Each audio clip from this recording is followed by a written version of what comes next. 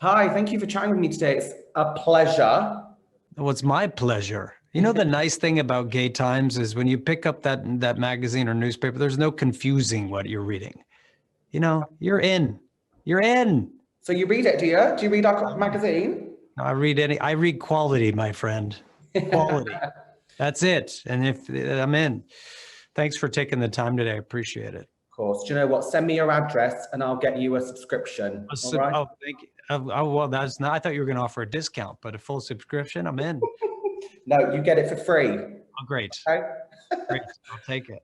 So I'm going to dive in. House of Gucci. I absolutely loved this film and your portrayal of Paolo. I mean, you've had so many transformations throughout your career, but have you ever had this much fun in a role before? I don't think I have. I mean, it's a great question. I honestly don't think I have. It was a dream come true. I mean, I got to dance and sing and laugh and cry. And you know what is a real beautiful thing is talking to people like you and hearing, you know, seeing faces smile and hearing people talk about laughter.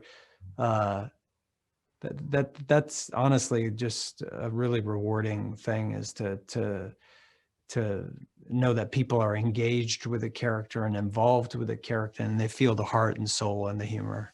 It's wonderful. I mean, some of your one-liners had me on the floor cackling in that screening room. I tell you, I was dying. I appreciate it. When you researched Paolo and delved into his life with Gucci and his relationships, what was the most interesting thing you found out about him that you then kind of brought to the role?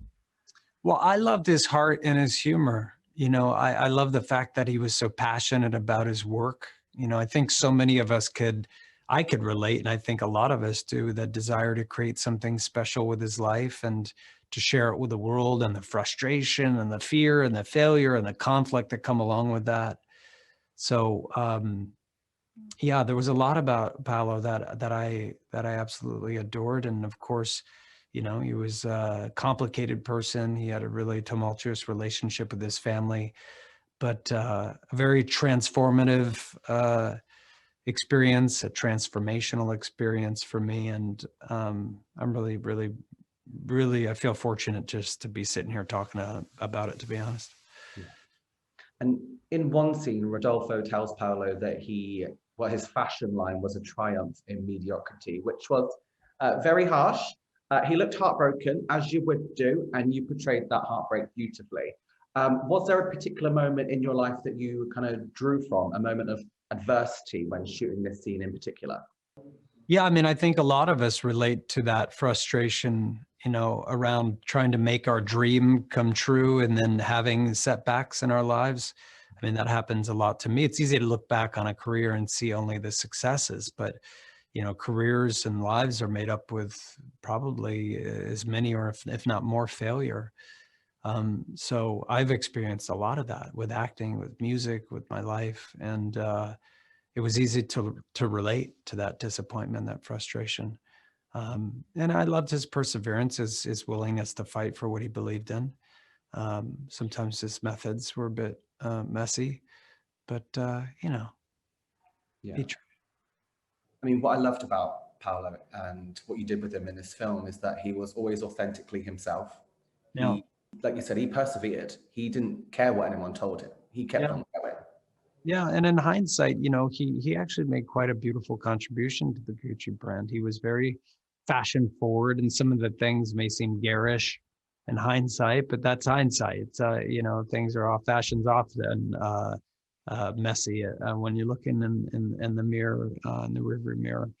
But he wanted to push Gucci into the 21st century, and you know, one corduroy suit at a time.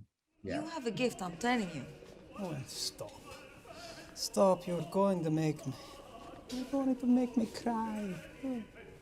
Nobody has ever said that to me. Nobody. Paolo, why don't you have your own line?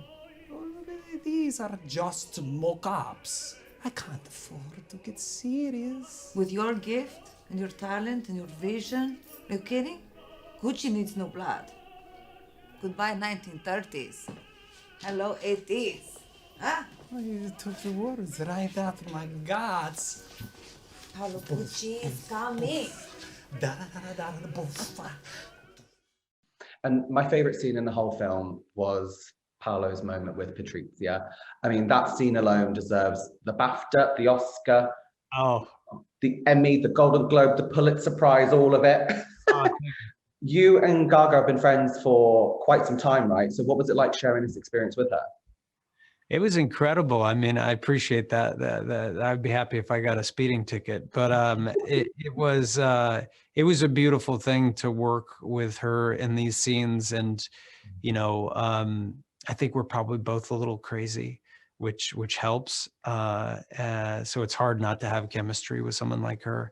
And I don't barely remember how it began, but I remember I started dancing at one point and she's dancing with me and Ridley's just loving it. And then, wants us dancing more and more. And, and it's just a blast to play a character like this. And with a group of people so committed, like on this film, it's really a lot of fun.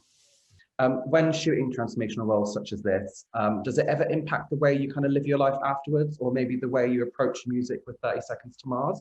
Or can you just leave it all on set? Well, it's a great question, Sam. I appreciate it. And I have actually finished a film and jumped on the road with 30 Seconds to Mars, and that's been almost like a cleansing experience because you're on the stage every night. It's very emotive. You're busy with something else, and that's a great way to kind of change gears. So kind of well said. But I think it's sometimes roles they take a while to let go of, and I think that's okay. That's normal. You make a big commitment like that, physical, emotionally, and you talk like that for a long time. It becomes habit, and I'm okay with it taking a little time. It's bittersweet to say goodbye to the parts that you play because they become familiar. And I quite fell in love with Paolo, and I was sad to see him go.